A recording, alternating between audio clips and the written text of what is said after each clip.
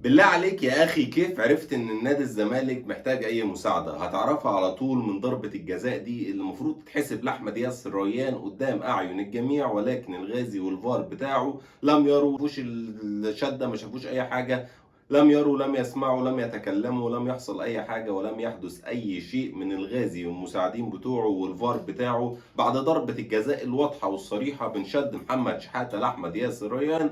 كرة مش محتاجة كلام كتير، مش محتاجة آراء كتير، كرة واضحة ووضوح الشمس. هل حد هيطلع بقى يتكلم من الزملكاوية اللي كانوا مصدعيننا بضربة الجزاء اللي اتحسبت للأهلي الماتش اللي فات رغم إنها كانت ضربة جزاء صحيحة؟ ولا مش هنسمع أي أصوات خالص؟ وده رغم إن دي ضربة جزاء صحيحة للبنك النهاردة ما اتحسبتش في ظل أداء كارثي لنادي الزمالك وأداء هايل من البنك الأهلي وأيمن الرمادي، ولكن الفرقة دي برضو ما خدتش حقها في الكرة اللي قدامك دي بضربة جزاء صحيحة لم تحتسب. قول لي إيه رأيك في الكرة دي، وهل هي ضربة جزاء فعلا بعد الشد الواضح ده، ولا ما ترتقيش ان هي تبقى ضربة جزاء؟ ما تنساش اللايك والشير والمتابعة عشان يوصلك كل جديد، وبس كده، سلام.